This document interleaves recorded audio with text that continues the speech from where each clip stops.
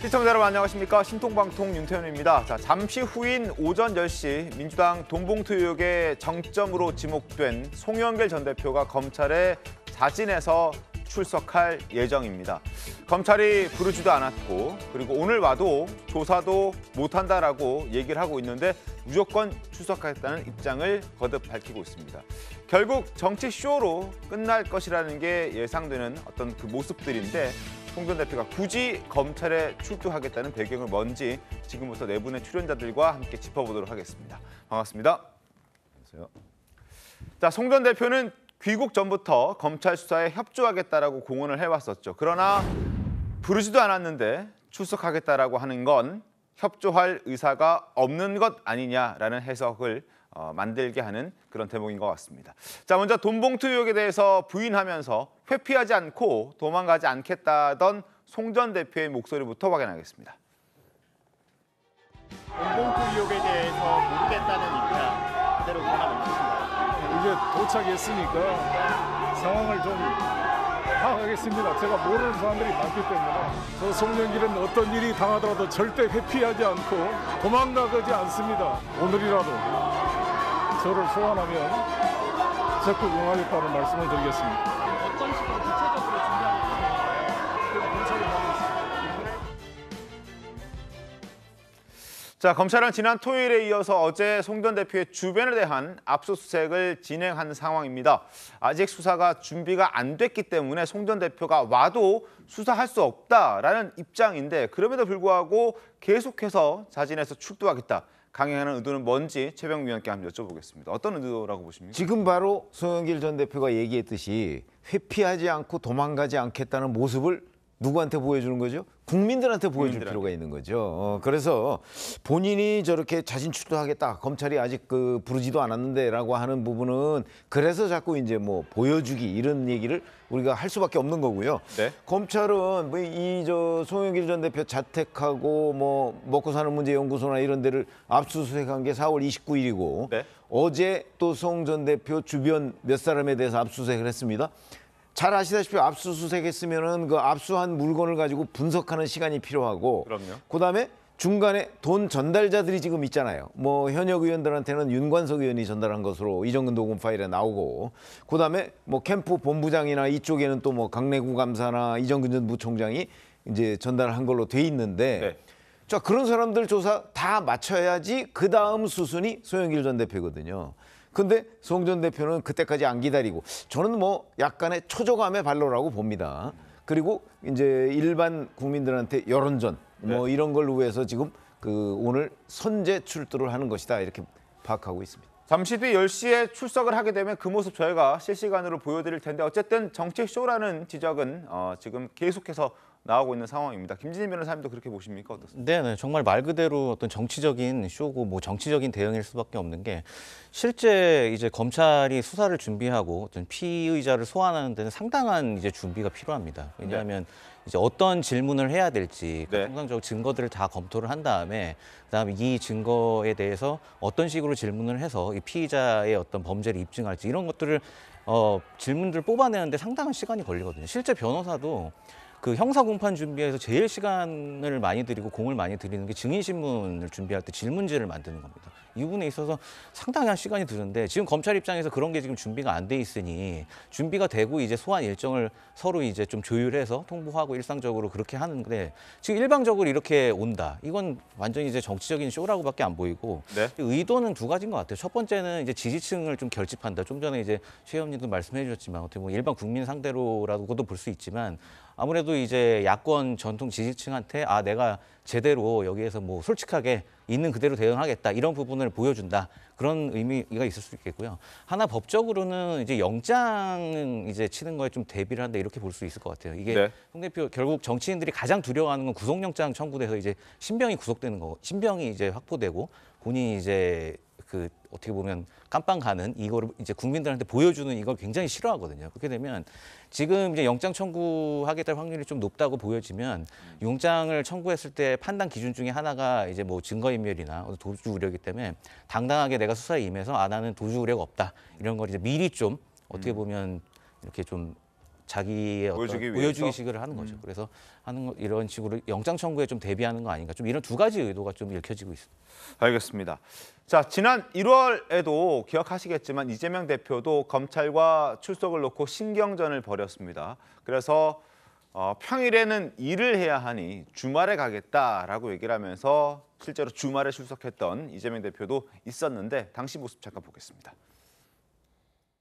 아무 잘못도 없는 제가 또 오라고 하니 제가 가겠습니다. 다만 많은 사람들이 어려움을 겪고 있는 그리고 수없이 많은 현안들이 있는 이 상황에서 주중에는 일을 해야 되겠으니까 토요일에 출석하겠습니다.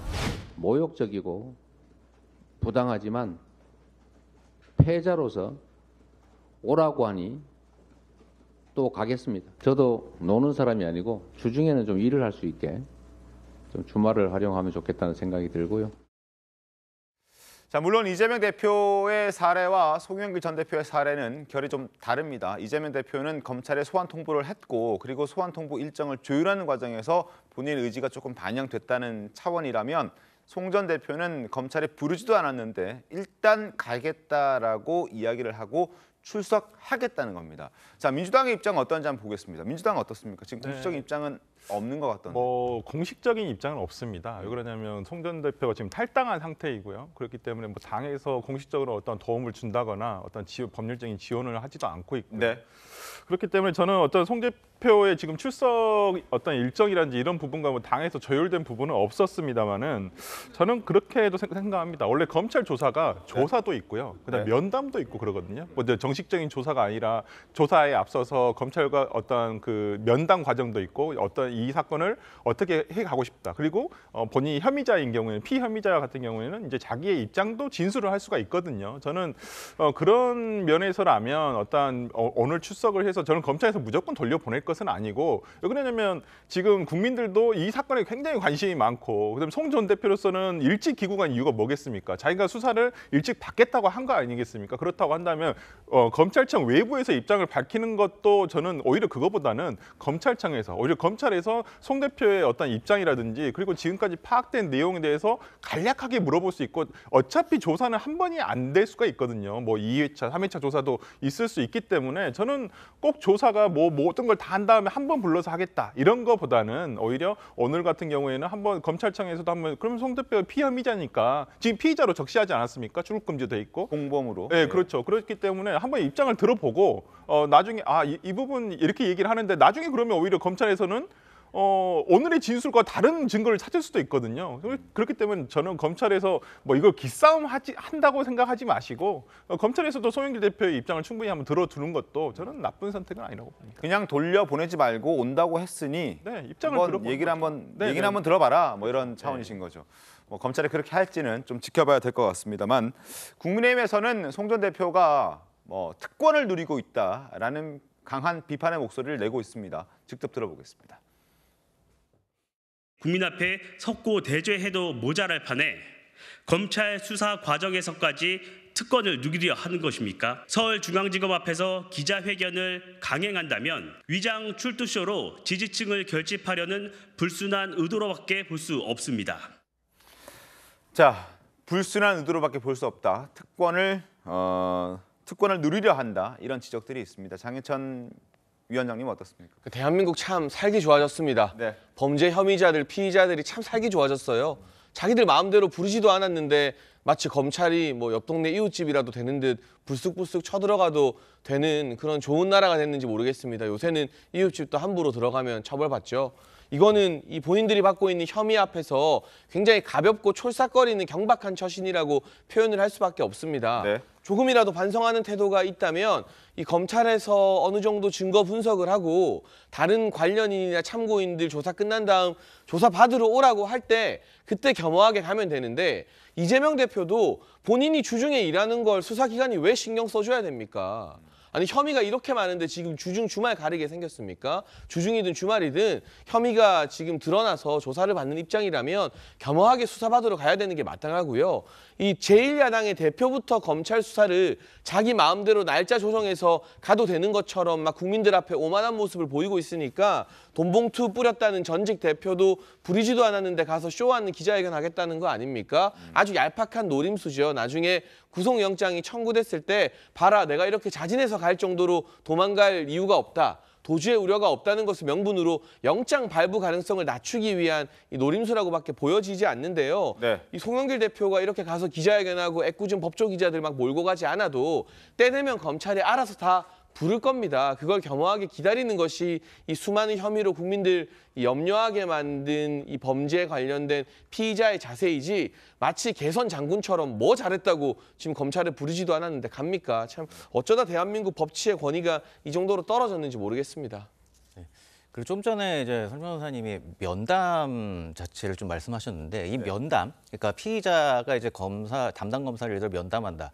뭐 어떻게 보면 뭐 차나 한잔 한다, 뭐 이렇게 볼 수도 있는데 그거 자체가 사실 굉장한 특권입니다. 사실 일반 피의자들한테는 이런 기회는 절대 주어지질 않아요. 물론 이제 변호인 같은 경우에는 간혹 이제 사전에 뭐 혐의가 굉장히 중대하고 이런 경우에 이제 담당 검사하고 사전에 좀 약속을 잡아서 뭐 변호인 혼자 가서 이러이러한 부분 어떻게 좀 쟁점을 정리하면 좋겠습니까? 잠깐 정도 검사하고 면담을 하는 케이스 정도는 있습니다. 근데 지금 이제 피의자가 일방적으로 시간까지 정해서 검찰에 출두했는데 검찰 입장에서 그럼 들어오셔서 뭐 잠깐 얘기나 하고 일종의 이제 면담을 허락해 준다. 이거 자체가 굉장한 특권입니다. 그렇기 때문에 지금 뭐 단순히 이제 면담을 통해서 뭐 쟁점을 정리하고 이런 부분을 좀 배려하면 어떠냐 이런 얘기를 해주셨지만 그거 자체가 하나의 특권이기 때문에 지금 더군다나 뭐 장 의원님도 얘기해 주셨지만 이렇게 송 대표가 일방적으로 출석하고 저도 이제 서초동에 있지만 뭐 기자들도 다 몰리고 하면서 그 일대 막 교통혼잡이 이런까지 더해지면서 이런 혼란을 야기하면서까지 어떤 본인의 어떤 특권 의식을 보일 필요가 있냐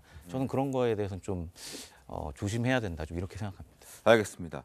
자, 과거 정치인들이 구사하던 전략입니다. 지금 여러 패널들께서 말씀해 주셨듯이 일단 구속영장 청구만큼은 좀 막기 위해서 내가 도주의 우려는 없다라는 걸 보여주기 위한 그러한 전략으로 과거 정치인들도 꽤나 많이 이런 부분들을 활용했었는데 이회창 전 총재 그리고 박지원 당시 원내대표 자진 출두하는 모습 보겠습니다. 자진 출석하게 된 배경을 좀 말씀해 주세요. 배경을 좀. 나중에 얘기하죠. 국민께 한 말씀 해주시죠. 한 말씀 해주세요. 나중에 얘기하죠. 500억 외에 기자회견에서 말씀 다 하셨어요. 국민들께 한 말씀 하시죠. 다음에 말할게요. 사실이 아닌 것에 대해서 조사를 받는 것이 억울하기도 했습니다. 체포영장 동의가 국회에 제출했기 때문에 법원의 판단을 존중한다는 의미에서 제가 오늘 검찰 조사를 받고 사실에 대해서 밝히도록 하려고 합니다. 오늘 검찰 출석에 대해서 검찰과 조율이 됐나요? 그 이상 답변 안 하겠습니다. 자진 출석하기 전에 여론은 좋지 않습니다. 특권을 누리려 한다. 그리고 어떤 쇼를 벌이려 한다. 이런 지적들은 항상 따르기 마련입니다만 자진 출석하고 난 뒤에 혹시라도 원하는 대로 구속을 면하는 그런 상황을 만들 수 있다면 이것 또한 뭐 정치적으로 나쁜 카드는 아니라고 볼 수 아니 있습니다. 본인들은 저를 방어권이라고 생각할 수가 있어요. 그래서 네. 저는 좀 생각이 다릅니다. 뭐 본인들이 자, 이 수사에 내가 어떻게 대응해 나갈 것인가. 예를 들어서 송영길 전 대표 같은 경우는 현역 의원도 아니잖아요. 그렇죠. 국회를 방탄으로 할 수도 없어요. 네. 그러니까 구속영장이 청구가 되면 영장실질심사 받으러 가야 돼요. 네. 그런 것까지도 송영길 전 대표가 저는 충분히 생각했을 거라고 봅니다. 본인이 법조인이니까. 그런 점에서 본다면 저걸 가지고 뭐 이런저런 의도가 있다는 둥 뭐 이렇게 얘기하는 거 자체가 저는 뭐 사실은 무리한 공격이라고 보고요. 그 면담을 하느냐 안 하느냐는 건 검사가 결정하기에 달려 있죠. 뭐 예를 들어서 일반인이더라도 저 서울중앙지검 앞에 가서 뭐 자기 억울함 호소하고 그러면 뭐 잠깐 대화할 수도 있는 건 아닌가요? 근데 지금 저 이회창 전 총재나 아니면 박지원 전 원내대표나 이런 사람들하고 지금 소영길 전 대표가 다른 점은 사실 소영길 전 대표는 이 부분에 관해서 이정근 녹음 파일에 많은 본인의 육성과 관련 정도 정황이 있음에도 불구하고 본인은 모른다고 하잖아요, 지금. 그러면 만약에 저 이회창 전 총재나 이런 사람들은 와서 내가 했다고 지금 얘기하면서 가는 사람들이거든요. 근데 소영길 전 대표는 모른다고 한 사람들한테 검찰이 뭘 물어보겠어요. 그러면 모른다고 하는 걸 깨기 위한 검찰의 여러 가지 자료 수집이 있어야 되기 때문에 지금 검찰이 부를 수 없다는 거거든요. 그래서 상황이 좀 다른데 뭐 소영길 전 대표로서는 본인 방어를 위해서 최대한 저렇게 하는 것이고 저런 부분에 관해서 결국 국민들이 뭐 저건 쇼다 이렇게 평가할 것인지 아니면 자기 방어권이다 이렇게 평가할 것인지는 추후 좀 두고 봐야 되겠다 이런 생각이 듭니다. 알겠습니다. 자, 지금 여러분께서 이 시각 중앙지검 앞의 모습을 보고 있습니다. 아직 10시까지는 40분 정도 시간이 남았습니다만 여전히 지금부터 벌써 이미 많은 취재진들이 장사진을 치고 있는 그런 상황입니다. 아마 자리를 잡기 위해서 보다 좋은 자리를 잡기 위해서 기자들이 일찍부터 가서 대기를 하고 있는 모습인데 아마 10시에 출석하겠다라고 했으니까 아마 9시 한 45분, 50분 정도에는 와서 기자들에게 어느 정도 자신의 입장을 밝히고 검찰청사 안으로 들어가지 않을까 그런 생각을 해봅니다. 잠시 후에 송영길 전 대표가 출석을 하면 다시 현장 연결해서 송 전 대표의 목소리 직접 들려드리도록 하겠습니다. 그때까지 함께해 주시고 그리고 수사하는 과정에서 여러 가지 점들이 새롭게 드러나는 게 있습니다. 송 전 대표가 외곽 조직으로 구성하고 있는 먹고 사는 문제 연구소라는 게 있는데 이 관계자들과 송 전 대표가 입을 맞췄다는 의혹도 제기가 됐는데 김진진 변호사님 이거 어떤 내용입니까? 네. 일단 지금 검찰은 저 먹고 사는 연구소, 이제 먹사연이라고 하는데 여기 먹사연에 이제 후원금이 이제 그 전당대회 때 흘러 들어가지 않았나. 그래서 정치자금법 위반 혐의가 있지 않나. 이거 관련해서 이제 검찰은 지금 수사를 하고 있고 그 실제 먹사연 이제 이사에 이제 이정근 전 사무부총장도 포함이 돼 있고 다수의 이제 측근들이 포함되어 있는 걸로 알려져 있고요. 그래서 결국에는 이 먹사연이라는 데에서 어떤 이런 측근들이 증거인멸을 하지 않았나, 또 말을 맞추지 않았나 이런 의혹들이 제기되고 있습니다. 그래서 상황을 보면 그 돈봉투 의혹 받고 있는 이제 박모 전 보좌관이나 또 그 후원 조직 총무 또 박모 씨죠. 이 박모 씨가 이제 실제로 파리를 방문해서 뭐 특별한 이유는 모르겠습니다. 어쨌든 수사 개시 전에 파리를 방문한 이런 내용들이 좀 나오고 있고 그리고 또 어제 이제 송영길 대표 이제 측근에 대해서 압수수색이 있었는데 그 이제 하드디스크를 이제 바꿔치기한 그런 정황들도 지금 나왔다 이런 얘기들이 나오고 있습니다. 결국에는 관련해서 전부 다 이제 증거인멸을 이제 의도하고 있는 게 아니냐 이런 부분이 지금 굉장히 좀 의심을 받고 있는 부분이고 왜냐하면 이 결국에는 이 혐의를 구체적으로 밝히기 위해서는 이 측근들에 대한 어떤 수사 그다음에 관련 자료들에 대한 수사가 선행돼야 되는데 그런 것들이 지금 뭐 사라진다든지 아니면 만나서 뭐 말을 맞추다든지 한다면 이거는 좀 이 증거인멸에 있어서 좀 심각한 상황이 아닌가 하는 의심을 살 만한 그런 상황입니다. 알겠습니다. 지금 말씀해 주신 대로 송 전 대표의 전 보좌관인 박모 씨 그리고 후원 조직 총무인 박모 씨 두 사람 모두 지난 2월과 지난 3, 4월쯤에 파리를 방문했습니다. 그리고 가족의 요청으로 파리를 다녀왔다라고 얘기를 하고 있는 상황인데 하지만 타이밍이 참 공교롭습니다. 수사 시작 직전에 송 전 대표를 만나기 위해서 파리로 갔다. 거기에서 과연 무슨 얘기를 하고 어떤 지시나 또 요청을 받았을지에 대해서는 따져봐야 될 부분이 있어서 상당히 의혹이 짙어지고 있다 이런 지적들도 있습니다. 장 기자님. 아니 뭐 프랑스 파리가 인천입니까? 뭐 강원도 강릉이에요? 마음 내키면 그냥 바람 쐬러 갈 수 있는 거리게? 이게 보통 사람들이 한번 여행으로 가려고 해도 몇 달 전부터 준비하고 마음 단단히 먹어야 갈 수 있는 비행기 타고 12시간 날아가야 되는 곳이잖아요. 거기를 송영길 전 대표 가족들의 부탁으로 하필이면 지금 돈봉투 의혹의 핵심적 어떤 연루 단체일 수도 있는 먹고 사는 연구소의 회계 담당자가 불쑥 갔다 왔다는 거 말이 안 되죠. 그리고 송영길 전 대표 가족들이 왜 염려를 합니까? 요즘 같은 세상에 메신저도 되고 영상통화도 되고 잘 지내는지 아닌지 다 확인할 수 있는데요. 이게 뭐 염려가 되면 가족들이 가면 되지 이 회계 담당자를 왜 보내요? 결국 말 맞추기하고 여러 가지 검찰 수사에 대비한 증거 인멸하려고 간 거밖에 안 되잖아요. 물론 이 박모 씨라는 회계 담당자가 프랑스 파리를 간 일자가 검찰 수사 개시되기 전이라고 합니다만 아마 그 주변인들이나 관련인들은 검찰의 수사가 확대되고 있는 정황을 느꼈을 가능성이 높고요. 이정근 전 사무부총장이 구속된 것은 그보다 훨씬 더 이전이기 때문에 이정근 전 부총장이 뭔가 불리한 진술을 하지 않았을까라는 불안감 때문이더라도 이 회계 담당자가 말 맞추기를 하러 파리로 넘어갔을 개연성이 상당하게 부여가 되는 상황인 것 같습니다. 결국 이 같은 이 박모 씨의 파리행조차도 나중에 만약 구속영장이 청구된다면 증거인멸의 가능성으로 구속영장 발부 가능성을 상당히 높이는 근거가 되지 않을까 싶고 송영길 전 대표가 오늘 검찰에 나와서 무슨 의미 있는 이야기를 이 국민들 앞에서 기자들 앞에서 할지는 모르겠습니다만 이 질문도 분명히 받아야죠. 파리에 온 박모 씨와 무슨 이야기를 했는가 그리고 박모 씨와 어느 정도 일정을 함께 공유했는가 등등에 대해서 기자분들의 질문을 받고 구체적으로 대답하지 않는다면 본인 하고 싶은 말만 한다면 오늘의 이 검찰 출두와 기자회견은 그야말로 보여주기 쇼에 지나지 않을 겁니다. 네, 이건 좀 그러니까 사후적으로 저는 꿰맞추기라고 생각해요. 이렇게 말씀하시는 부분은 뭐 제가 뭐 송 대표가 뭐 돈봉투에 대해서 비호하거나 이런 게 아니라 이 부분은 같은 경우에는 특히나 예를 들어서 이 총무인 박모 씨가 프랑스를 가게 된 것이 단체 여행이라고 해요.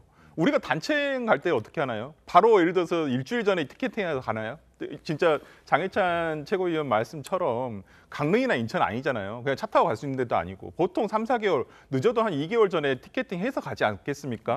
그리고 혼자 갔다라면 저는 그렇게 의혹이 있을 수도 있다고 보지만은 저는 단체로 가는데 사전에 아마 미리 준비를 하고 있었었고 저는 뭐 이 수사가 개시된 어떤 그 직전에 갔다 왔다는 점에서 그렇게 의혹은 저는 의문을 가질 수는 있다고 보지만은 어떤 송영길 대표가 그 프랑스에서 밝혔다시피 본인 혼자 여기서 생활하면서 지금 학교 강의도 하고 수업도 받고 그런다고 하지 않았습니까? 그런 면에서 뭐 예를 들어서 좀 어떻게 지금 잘 지내고 있는지를 확인 좀 해봐라라고 하는 어떤 부탁이 있었을 정도였지 어떤 이런 돈봉투 사건에 관련해서 증거를 인멸하려고 했다? 증거는 한국에 있어요, 전부 다. 근데 왜 그 프랑스까지 가겠습니까? 말 맞추기 했다? 아니 말 맞추기 전화로도 하죠. 그런 부분에 대해서는. 그렇기 때문에 저는 그런 부분에 있어서 너무 사후적으로 꿰맞추기 아니냐 저는 그렇게 생각합니다. 뭐 그 부분 확인해보면 바로 알 수 있겠죠. 자, 돈봉투과 관련해서 지금 여러 가지 의혹들이 나오고 있습니다. 그 먹사연이라는 곳에서 일단 후원금을 받는데 그 후원금을 사용한 일자가 전당대회 직전이었다. 그게 1억 4천만 원 정도 된다. 그래서 그 후원금도 전당대회에 불법적으로 사용된 것 아니냐. 뭐 이런 지적들도 지금 나오고 있는 그런 상황입니다. 그런 상황에서 김의겸 의원이 지금 송 전 대표의 대변인을 맡을 뻔했던 논란이 돼서 하루만도 아니고 반나절 만에 바로 사임했지만 김의겸 의원이 송 전 대표는 무력이 없다라는 표현을 다시 한번 꺼내 들면서 강한 믿음을 드러냈습니다. 김의겸 의원의 이야기 들어보겠습니다. 청년 송영길이 결혼을 할 때 부인하고 이런 약속을 했다 그래요. 사람 인생이라는 게 바람처럼 왔다가 바람처럼 가는 거다. 그러니 뭐 재산을 쌓으려고 하지도 말고 물려주려고도 하지 말자.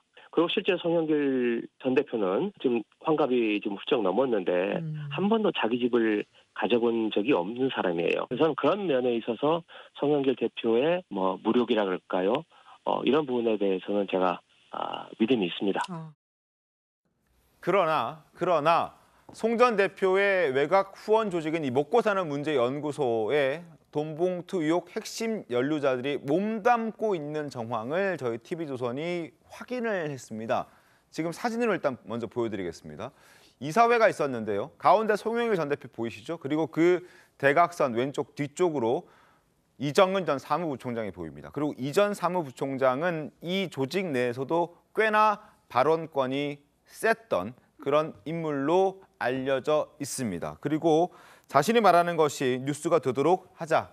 그만큼 뭔가 이슈를 이끌어가자라는 목소리를 줄곧 내왔던 이정근 전 사무부총장이라고 합니다. 그리고 여기에 있는 사람들이 대다수 지금 현재 돈봉투 의혹과 관련이 돼서 이름이 거론되고 있는 강내구 전 감사라든지 그리고 이정근 사무부총장이라든지 강화평 씨라든지 여러 사람들이 거론이 되고 여기에 몸담고 있었다는 것만 봐도 혹시 여기에 있는 후원금이 무력이 없다라고 김의겸 의원과 다른 민주당 의원들이 얘기하고 있지만 그것과 상관없이 후원 조직에서 돈을 불법적으로 끌어다 쓴 것 아닌가 하는 의심은 지울 수 없는 그런 상황인 것 같습니다. 그건 뭐 현재까지는 의심 단계죠. 네, 의심 그러나 단계죠. 이제 그 2021년 2월부터 4월 사이에 후원금이 한 1억 4천만 원 정도 들어왔는데 그 해 전체 후원금이 3억 7천만 원이라고 본다면 뭐 굉장히 많이 들어왔다 그건 아니에요. 그냥 거의 정상적으로 들어온 것으로 보이는데 자 그런데 4월에 대략 6천만 원 이상이 들어왔다는 거거든요. 그런데 그 해 또 2021년에 이 회계 보고를 보면 뭐 조금 의문스러운 그 지출 내역들이 좀 있어요. 네. 그러니까 거기에다가 또 송영길 캠프에 있던 사람들과 저 먹사연의 그 멤버들하고 상당 부분이 겹쳐요. 회계 부분 겹치고 네. 이정근 전 부총장 겹치고 뭐 돈을 조달했다는 강내구 감사 겹치고 네. 이렇게 겹치는 부분이 있기 때문에 그렇다면 송영길 캠프 2021년 송영길 캠프의 핵심이 다 먹사연에 있는 멤버들 아니냐. 그러면 결국 돈도 비슷한 호주머니에서 나온 것 아니냐 하는 의심을 사기에 충분한 정도의 인적 구성이 있었다는 거죠. 그런 점으로 본다면 이제 검찰이 먹사연을 압수수색했잖아요. 네. 압수수색한 것도 아마 이런 의심의 바탕 위에서 압수수색을 했을 것이고 그 자료를 분석해 보면 뭐 그 이제 상당한 정도의 그 뭐 예를 들어서 먹사연의 인건비로도 많이 썼거든요. 네. 뭐 그런 것들이 혹시 송영길 캠프하고 이렇게 같이 막 엮이다가 보니까 들어간 것 아니냐. 그렇게 되면 그게 이제 법률적으로는 문제가 될 수 있거든요. 그런 부분을 지금 검찰이 들여다보고 있으니까 압수물 분석을 통해서 그게 아마 결론이 좀 나오면 네. 그 먹사연과 송영길 전 대표 또 2021년 전당대회 이 관계가 드러나지 않을까 싶습니다. 알겠습니다. 자, 다시 한번 서울중앙지검으로 가보겠습니다. 서울중앙지검 현재 분위기 어떤가 한번 보겠습니다. 이제 30분도 채 남지 않았습니다. 송 전 대표 오기로 했던 10시까지 이제 27분 정도 남았는데요. 자진 출석합니다. 어떤 얘기할지 사실 뭐 궁금하기도 하고 한편으로는 어느 정도 예상도 되긴 하는데 뭐 내가 다 안다, 내가 다 얘기하겠다, 내 책임이다라고 말을 할 가능성은 좀 낮아 보이고 과거 프랑스에서 그리고 인천국제공항 통해서 귀국했을 때 나는 모르는 일이다라고 얘기를 했던 그 기조를 변함없이 유지하지 않을까 그런 생각이 들긴 하는데 장희찬 평론가 어떻습니까? 일단 당내 일각에서 특히 유인태 전 사무총장 같은 경우는 송영길 전 대표에게 정계 은퇴하라고 권했거든요. 네. 그런데 기자들의 질문에 송영길 전 대표가 정치는 뭐 사명이다 이러면서 정계 은퇴에는 선을 딱 그어요. 네. 그것만 봐도 지금 이 돈봉투 사태를 인정하고 본인이 책임지는 것이 아니라 어떻게든 뚫고 나가겠다는 의지가 느껴지기 때문에 오늘 와서도 별다른 인정은 하지 않을 것이고요. 이렇게 수사받고 혐의가 불거졌을 때 이재명 대표가 검찰 탓하지 않았습니까? 네. 송영길 전 대표도 검찰 탓하겠죠. 결국 민주당에서는 지금 정부에서 무슨 혐의를 받아도 본인들이 무슨 잘못을 저질러도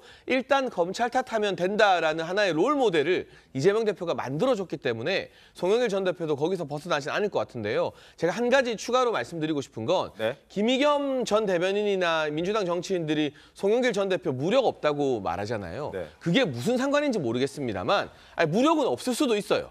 무력이 있으면 그 돈봉투 9천만 원 억대를 남 안 주고 자기가 가졌겠죠. 그런데 이 사건의 핵심은 무력이 아니라 권력욕입니다. 네. 당대표가 되기 위해서 돈봉투를 뿌린 거잖아요. 그럼 무력이 없고 그 무력보다 더 강한 권력욕이 있어서 이런 말도 안 되는 일을 저지른 것이기 때문에 뭐 결혼할 때 바람처럼 살다 가자, 집 한 채 환갑 넘어서 없었다, 이런 제발 쓸데없는 이야기들 집 없는 우리 국민들이 보고 나도 집 없는데 돈봉투 안 맞는다 이렇게 복장 터질 거거든요. 이런 쓸데없는 소리 좀 세금으로 월급 받는 국회의원들이 안 했으면 좋겠습니다.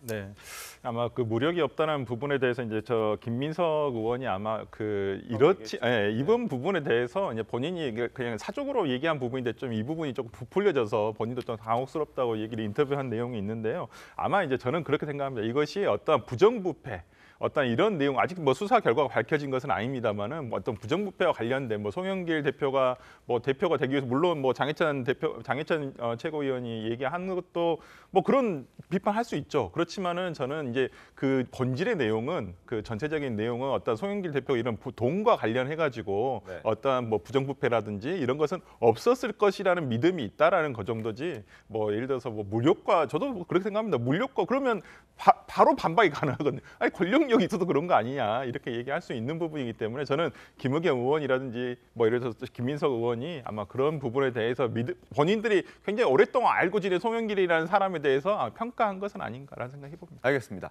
자, 송 전 대표 이야기는 잠시 후에 송 전 대표가 서초동에 있는 서울중앙지검으로 모습을 드러내면 그때 다시 한번 꺼내서 이야기를 해보도록 하겠습니다. 지금부터는 여당으로 가보겠습니다. 민주당이 돈봉투 의혹으로 혼란을 겪는 사이에 국민의힘은 그동안 여러 발언으로 구설에 올랐던 김재원 최고위원과 태용호 최고위원에 대해서 공식 징계 절차에 착수하면서 이제 당내 악재를 좀 극복하기 위한 자체 쇄신 작업에 나섰습니다. 관련해서 목소리부터 듣겠습니다. 김재원 최고위원에 대하여 징계 개시를 하기로 의결했습니다. 두 번째, 태영호 최고위원에 대해서도 징계 개시를 하였습니다. 저를 뽑아주신 당원 여러분, 그리고 우리 당 지지자 여러분, 그리고 국민 여러분께 대단히 죄송스럽고 송구스러운 마음이었습니다. 아울러 대표님을 비롯한 동료 최고위원 여러분, 또 당직자 여러분께 심려를 끼쳐드려 대단히 죄송합니다. 혹시 최고위원 자진 사퇴 의향도 좀 있으실까요? 그것은 아직까지 생각해보지 않았습니다. 그래서 제가 윤리위의 활동 상황에 대해서 제가 언급하는 것은 대단히 부적절하다. 그리고 오늘 윤리가 처음 활동하는 그런 날이기 때문에 거기에 대해서 제가 왈가왈부할 사항 그런 건 아니다고 말씀드리겠습니다. 자, 어제 당 윤리위 첫 회의를 갖고 이제 징계 절차에 착수하겠다라고 밝혔습니다. 그리고 오는 8일 다음 주 월요일이죠. 김재원 최고와 태용호 최고의 소명도 듣기로 했습니다. 그리고 결과를 5월 18일 이전에 최대한 빠르게 내리겠다라고 입장을 밝혔는데 각각 어떤 징계가 내려질지 화면으로 한번 전망해 보겠습니다. 일단 김재원 최고위원은 5.18 정신 헌법 수록 반대, 그리고 전광훈 목사 우파 천하 통일했다, 그리고 제주 4.3 경나증 기념일이라고 얘기를 하면서 논란을 키워왔었고, 그래서 중징계가 불가피하다라는 얘기가 나오고 있습니다. 그리고 중징계를 받게 되면 당원권 정지 1년 이상이라든지 아니면은 뭐 여러 가지 탈당 권유 이런 것들이 있습니다. 출당도 가능합니다. 그래서 최고위원직도 유지할 수 없는 상황에 처할 수도 있다, 이런 얘기도 나오고 있습니다. 반면 태용호 최고위원은 경징계가 예상된다라는 보도들이 꽤나 나오고 있는데, 일단 제주 4.3 사건은 북한의 김일성 지시로 촉발됐다. 그리고 JMS 민주당이라고 얘기를 한 부분이 이제 크게 문제가 됐었는데, 중징계, 경징계 어떤 얘기들이 나오고 있습니다. 그런데 어제 이제 윤리위 최고위가 딱 열리던 날에 그동안 자숙 기간을 갖고 있던 김재원 최고위원이 한 달여 만에 복귀를 했습니다. 예고 없이 그냥 찾아왔다라고 전해지고 있습니다. 그래서 저기에 참석했던 지도부들도 꽤나 당황했다라는 보도도 나오고 있던데요. 장해찬 최고위원님, 당시 분위기 어땠습니까? 분위기라고 하시면 어떤 감정이 있었습니까?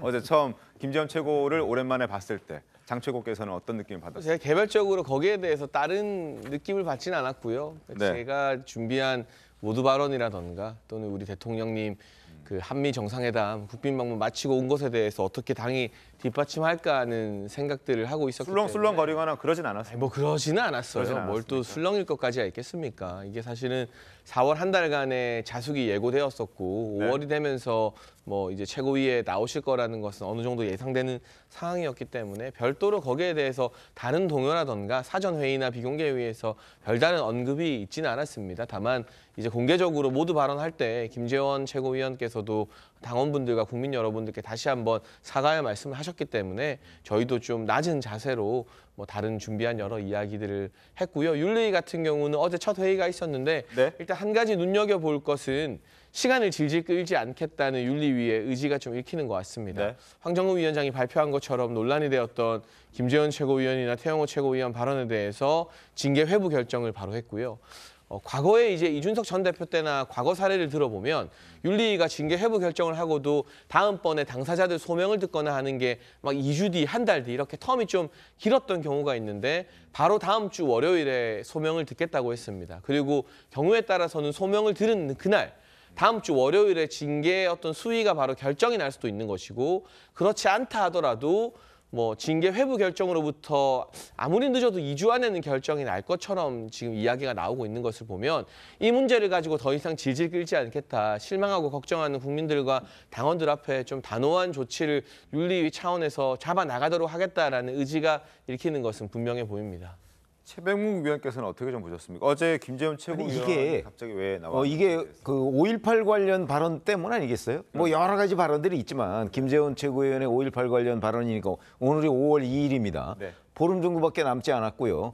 5.18 기념식에 보나마나 또 국민의힘 의원들 많이 갈 텐데 그 전에 이 부분에 관해서 뭔가 매듭을 지어주지 않으면 그 무슨 이런저런 이유를 대가면서 5.18 기념식에 참석을 할 수가 있겠어요.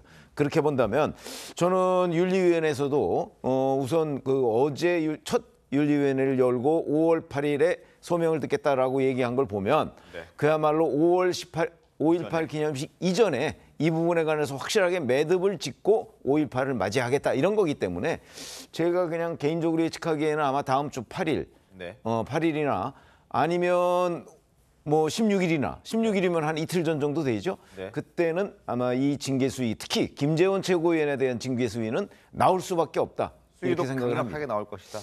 강력하게 나와야 되지 않겠어요? 왜냐하면 5.18과 겹쳐 있기 때문에 그럴 수밖에 없을 거라고 봅니다. 그런 차원에서 김재원 최고가 어제 그런 걸 조금 막아보기 위해서 갑자기 훅 하고 온 거 아닌가 하는 지적들도 있었습니다. 김지진 변호사님. 네, 아무래도 뭐 분위기가 이제 심상치 않다, 뭐 이런 걸 느끼고 나오셨을 수도 이제 있을 것 같은데, 근데 이제 그 징계 수위 관련해서는 어떻게 보면 좀 누가 더 중한가 경한가 이런 걸 좀 따져봐야 될 것 같은데.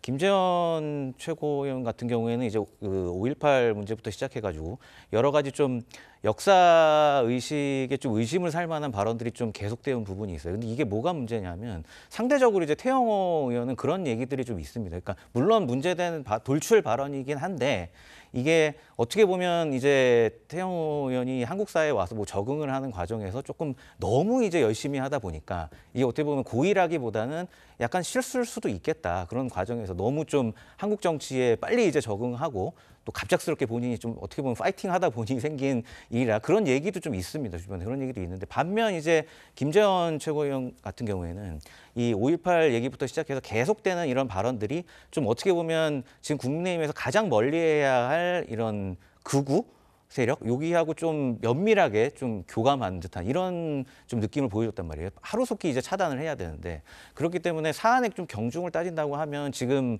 어떻게 보면 일반 국민이 보는 입장에서도 김재원 최고위원의 발언이 좀 더 문제가 있다 하는 시각은 굉장히 좀 공유가 많이 되고 있는 것 같고 아무래도 징계 절차에서 이런 부분이 좀 반영이 되지 않을까 싶습니다. 알겠습니다. 김재원 최고위원이 5.18과 관련해서 부적절한 발언을 했을 때 그 옆에 서 있던 사람은 다름 아닌 전광훈 목사라는 사람이었습니다.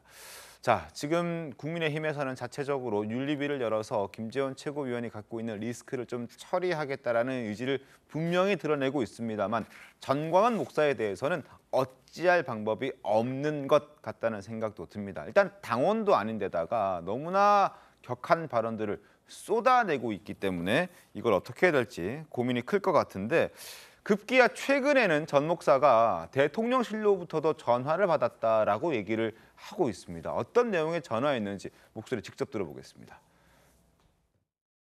오늘 아침에 일찍이 대통령실로부터 제가 전화를 받았어요. 대통령께서 미국을 가십니다. 목사님, 반드시 저 민노총 세력을 막아주세요. 노동절 날 저 반국가 행위를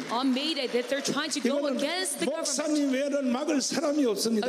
제가 이렇게 대답했습니다. 걱정하지 마시고 미국에 잘 다녀오시라고 말씀하시고 반드시 대한민국은 우리가 지켜낼 것입니다. 자, 신문 하나 더 살펴보겠습니다. 동아일보 보시죠. 자, 대통령실까지 물고 들어간 전광훈. 여권에서는 난감함을 드러내고 있습니다. 지금 들으신 대로 민노총을 막아달라. 지금 방미 기간 중에 5월 1일 노동절 실제로 민노총의 대규모 집회가 광화문에서 있었습니다. 그리고 그걸 막아달라는 전화를 대통령실로부터 전광훈 목사가 직접 받았고 그래서 그걸 안심시켜줬다. 다만 대통령이랑 통화한 것은 아니다라고 얘기를 하고 있습니다. 대통령실에서는 활짝 뛰죠. 정치적 부탁 결코 안 했다라고 얘기합니다. 여권에서는 이 총선 앞두고 안 그래도 무당층이 늘어나고 있는 이런 상황에서 중도 표심 악영향 주는 것 아니냐 우려의 목소리가 굉장히 큽니다. 장희찬 표현님 어떻게 보십니까? 저는 정광훈 씨의 어떤 이 과대망상 이런 부분에 대해서 우리 정치권이나 언론이 관심을 좀 끌 필요가 있다라는 생각을 하고요.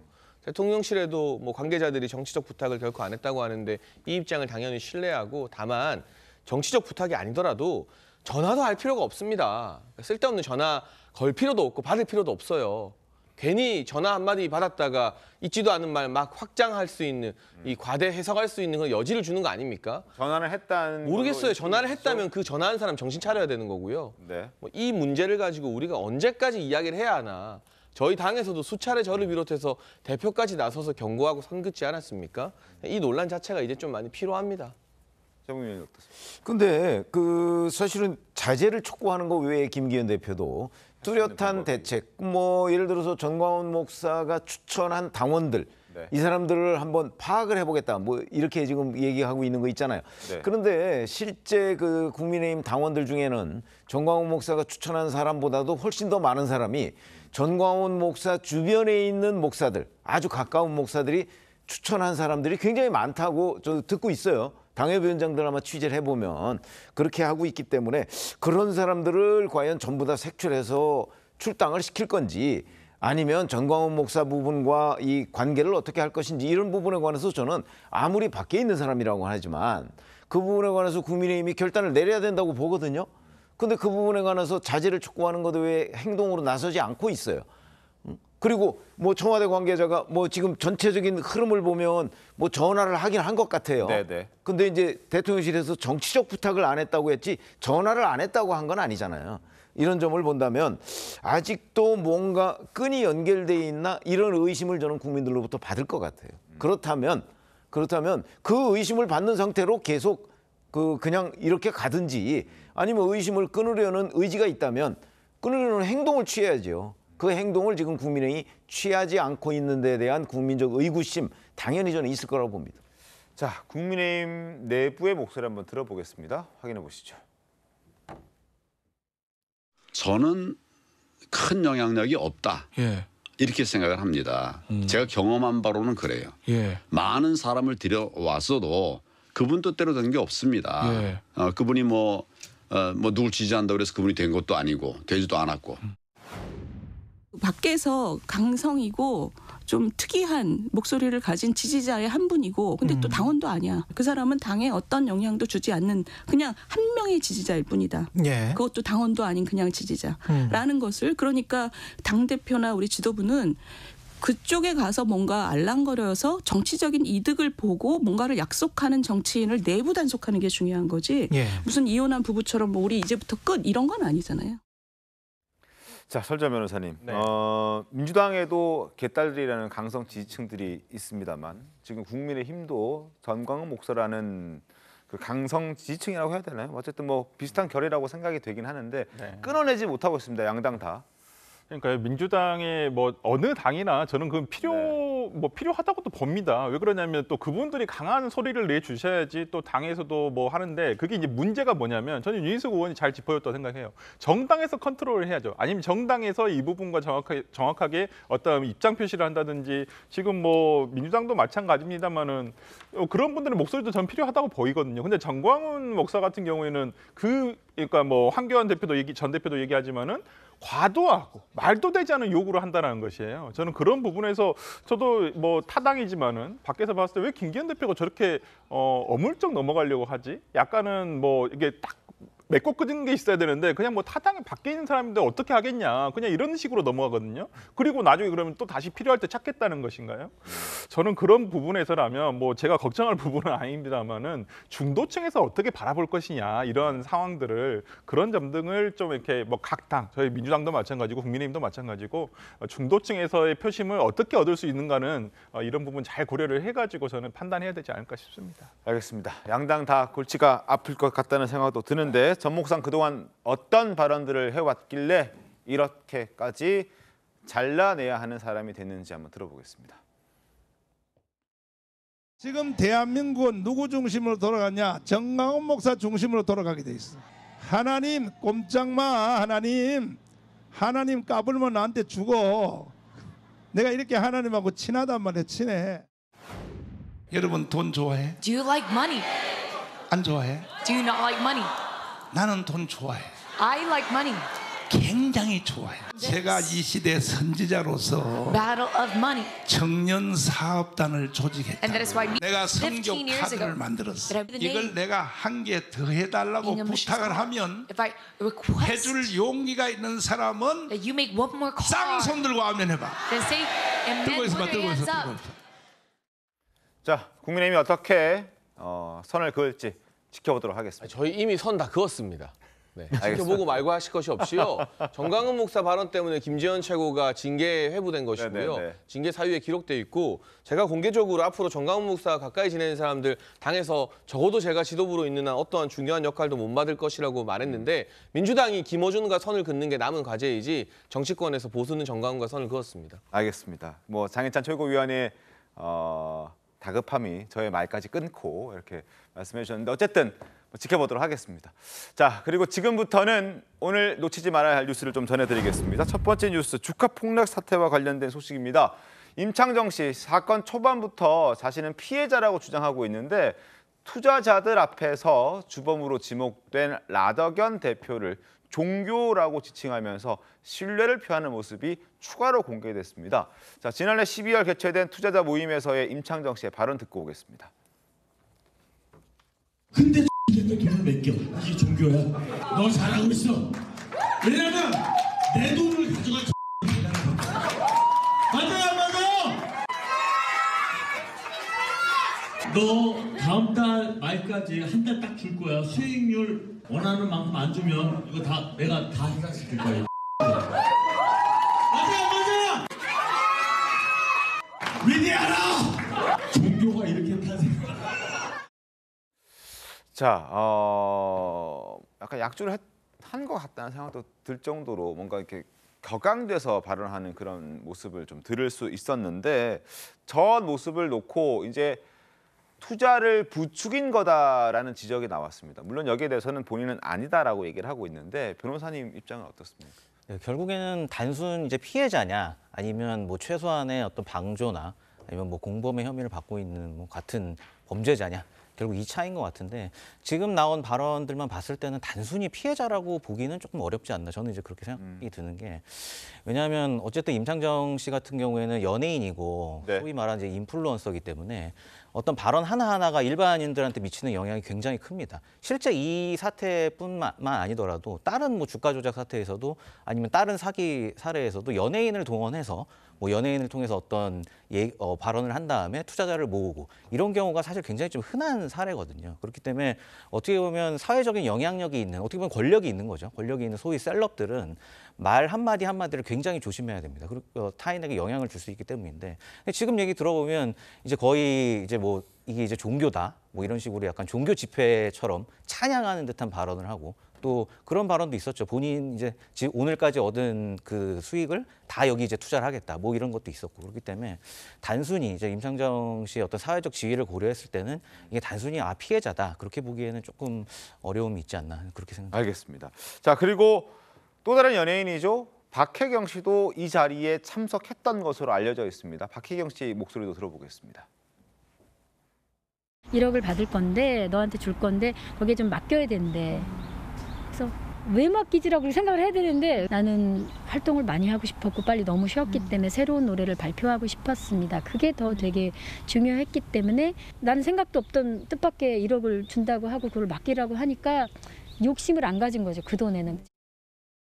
자, 1억을 받지도 못하고 준다고 약속했던 그 돈 그대로 투자금으로 들어갔는데 어쨌든 박혜경 씨는 자신이 조금 활동이 지지부진한 상황을 좀 어떻게든 벗어나고자 여기에 넘어갈 수밖에 없었다 이런 얘기를 하고 있습니다. 박혜경 씨도 한번 상황을 좀 지켜봐야 될 것 같고 그리고 임창정 씨 같은 경우에는 논란이 계속되는 그런 상황임에도 본인은 아니다라고 얘기를 하고 있지만 그걸 그대로 받아들일 수는 없는 상황들입니다. 왜냐하면 임창정 씨의 그 어떤 그 엔터테인먼트 회사의 임원 명단을 봤더니 그 연루자들과 같은 사람들이 꽤나 많이 있다는 걸 확인할 수 있습니다. 일단 그 S 골프 업체라는 곳이 있는데 이게 사내 이사가 라더견 씨고 그리고 대표이사가 안모 씨, 사내 이사가 안모 씨인데 임창정 씨의 회사 임원 명단에도 이 사람들이 그대로 등장을 합니다.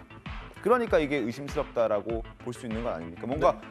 뭔가 일을 같이 했다, 연관돼 있다라는 걸 지울 수는 없는 거잖아요. 네, 그러니까 뭐 라더견 씨라든지 임창정 씨라든지 지금 언론에 본인들이 인터뷰하는 내용을 보면 본인들은 이제 피해자다라고 얘기를 하고 있어요. 근데 저는 이분들이 피해자일 수도 있고 가해자, 오히려 주가 조작 어떤 일당일 수도 있다고 저는 보입니다. 지금 수사가 좀 덜 된 상황이라서 조금 지켜봐야 되는데 저는 근데 언론에서 지금 임창정 씨에 대해서 너무 주목을 하고 있는 것은 아닌가. 실제 오히려 진짜 주가 조작을 했다는 사람들, 그다음 진짜 쩐주들, 오히려 거기 숨은 이 사람들 뒤에 숨은 사람들이 분명히 있을 거라고 생각이 들거든요. 저는 그렇다고 한다면 저는 임창정 씨도 물론 철저하게 조사를 해야 됩니다만은 오히려 진짜 이 주가 조작 사건, 주가 조작으로 의심되는 사건, 아직까지는 뭐 확정된 건 아니니까요.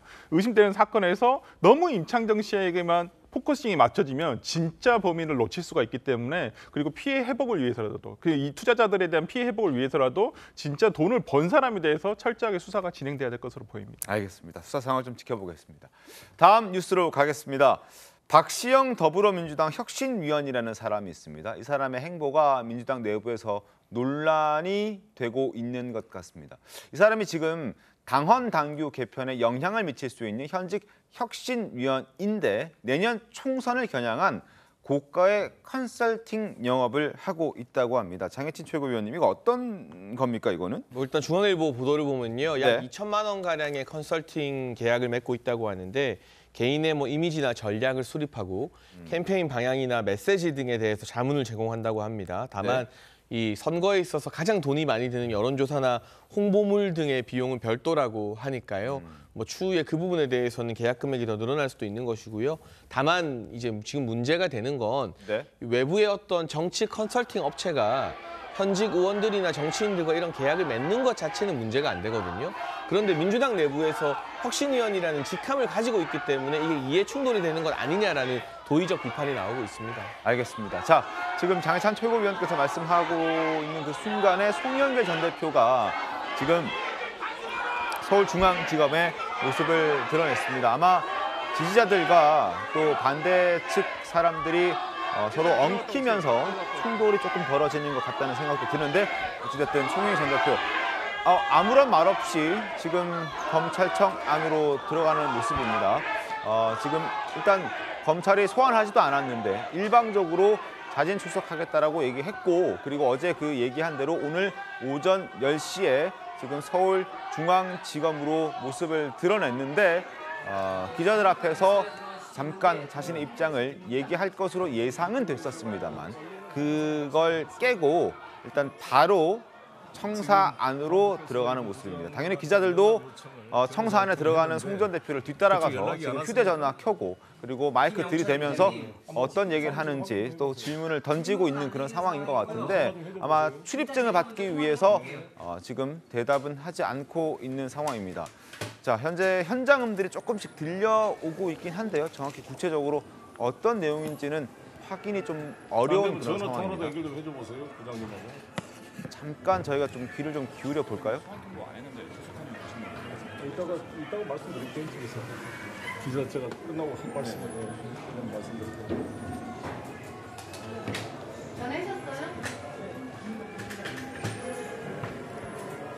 자, 이따가 말씀드리겠다는 얘기를 했습니다. 아마 기자들이 송 전 대표에게 자, 입장 없습니까? 어떤 할 말씀 없으십니까? 한 말씀만 해주십시오라는 질문들을 던졌을 테고 거기에 대해서 송 전 대표는 이따가 말씀드리겠다. 결국 검찰을 만나고 난 다음에 뭐 면담이든 조사든 대화든 받아도 확인을 해보겠습니다. 직접 검찰 자진 출석하게 되신 계기가 궁금합니다. 네, 이따가 제가 말씀드리겠습니다. 네, 무언가를 확인하고 난 다음에 검찰 청사를 빠져나오는 길에 이야기를 하겠다라고 얘기를 한 것 같습니다. 질의 답변 드리도록 하겠습니다.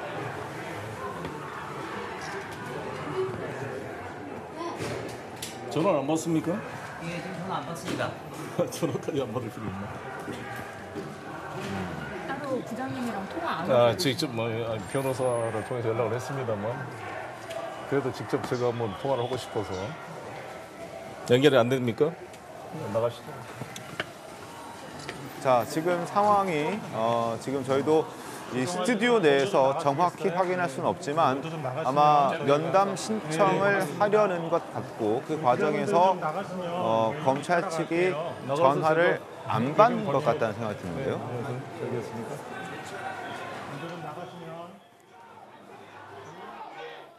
네, 말씀하십시오. 차가 있거든요. 저렇게 들어가면 그냥 내가 들어가고 싶다고 해서 검찰청 마음대로 들어가지 못하잖아요. 그렇죠. 공공기관이니까. 그러면 이제 저기에 가서 누구를 면담하겠다 이렇게 하면 거기에서 그 안내 데스크에서 그 면담자하고 통화를 합니다. 통화를 해서 자, 여기 지금 누구 오셨는데 이렇게 되잖아요. 맞습니다. 그런데 그 면담자가 전화를 안 받는다는 거죠.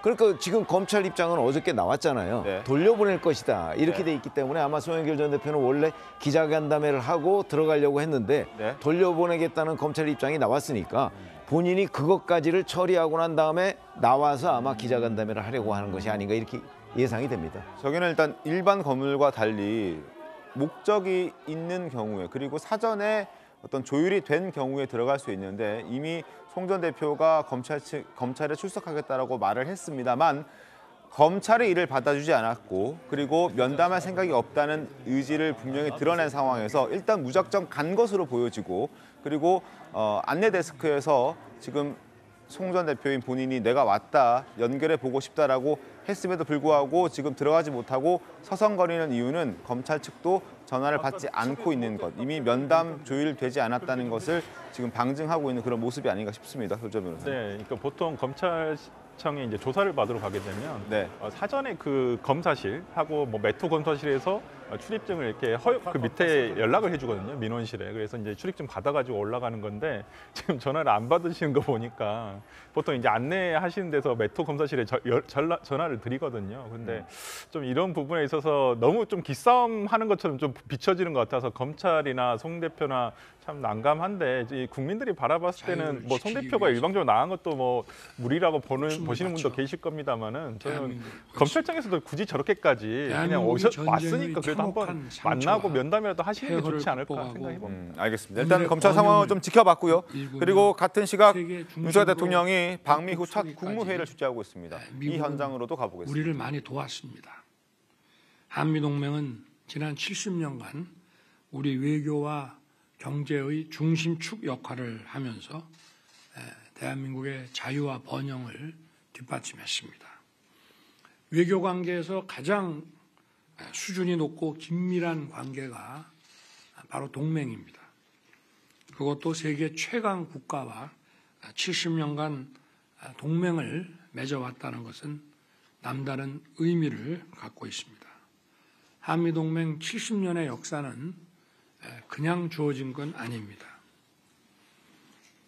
그리고 국가 관계에 있어서 고마운 것이 있으면 고맙다고 얘기할 줄 아는 그런 게 있어야 국격이 있고 국제사회에서 우리가 제대로 자리 잡고 일할 수 있는 것입니다.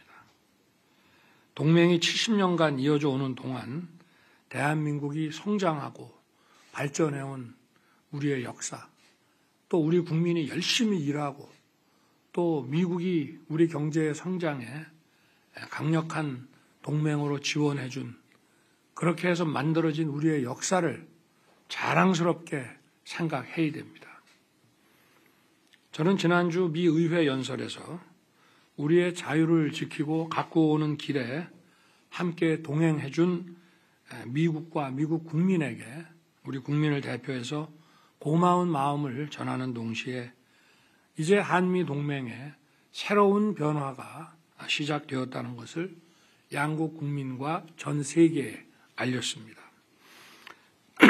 이번 정상회담의 결과와 성과는 하나의 시작일 뿐이고 동맹의 영역은 계속 확장될 것이고 양국 국민들의 기회는 더욱 커질 것입니다.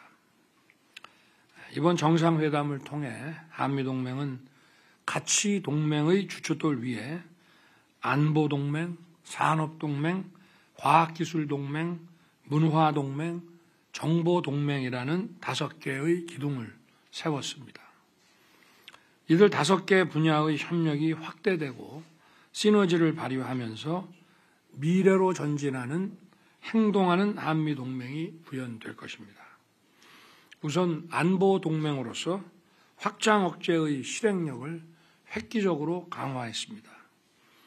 워싱턴 선언은 한미 정상 간 확장 억제의 추진 방안을 적시한 것으로 한국형 확장 억제의 실행 계획을 담고 있습니다. 한미 간 고위급 상설 협의체로 신설된 핵협의 그룹 NCG, 이 그룹은 한미 간의 1대1 관계로 더 자주 만나 더 깊게 논의한다는 점에서 나토의 핵기획 그룹보다 더 실효적이라고 할 수 있습니다. 아울러 미국의 막강한 전략 자산들이 대한민국 인근에 정례적으로 가동 배치돼서 압도적인 응징 태세를 유지할 것입니다. 상대의 선의의 기대는 가짜 평화가 아닌 압도적인 힘에 의한 평화로 미래 세대들이 안심하고 꿈을 키워나갈 수 있는 튼튼한 안보를 구축할 것입니다.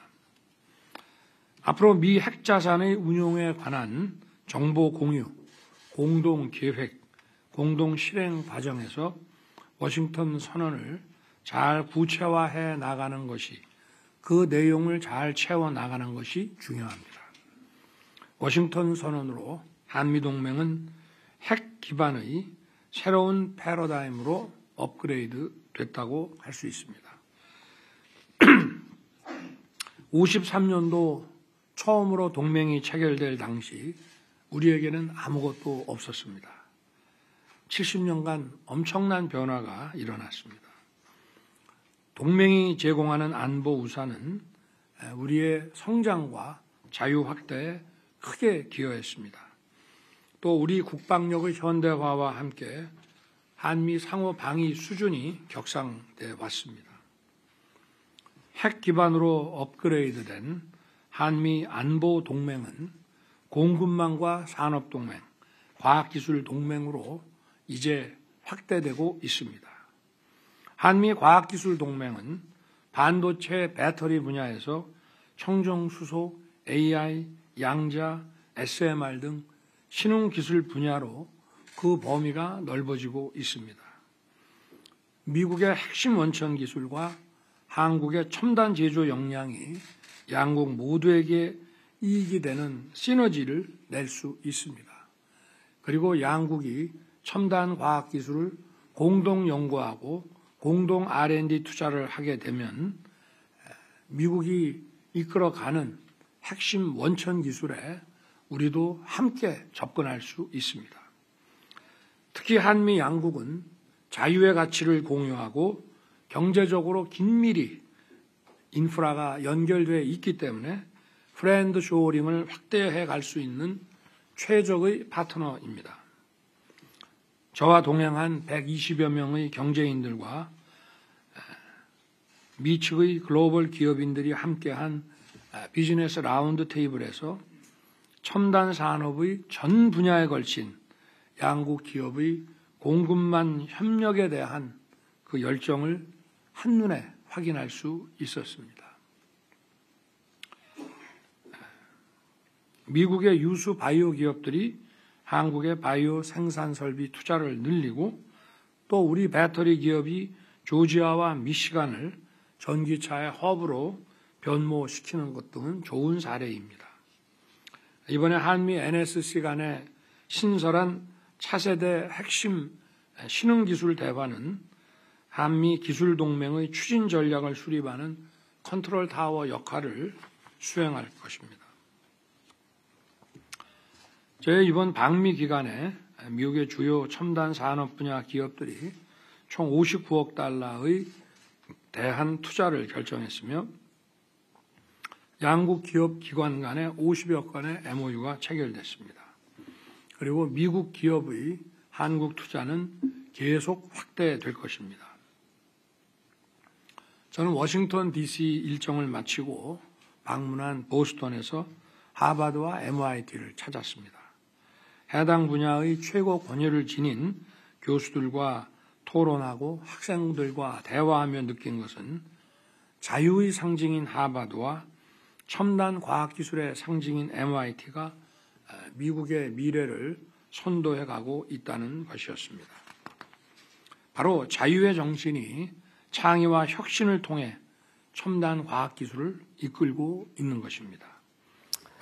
자, 윤석열 대통령 방미 이후 첫 국무회의를 주재했습니다. 지금 하고 있는 상황인데 워싱턴 선언을 이제 구체화할 그런 행동들을 앞으로 해나가겠다. 그리고 패러다임을 업그레이드했다라는 얘기했습니다. 그리고 신설된 그 핵그룹은 나토보다 더 실효적일 것이다라는 메시지까지 내놓고 지금 계속해서 국무회의를 이어나가고 있는 상황입니다. 방송 관계상 여기서 좀 정리하도록 하겠습니다.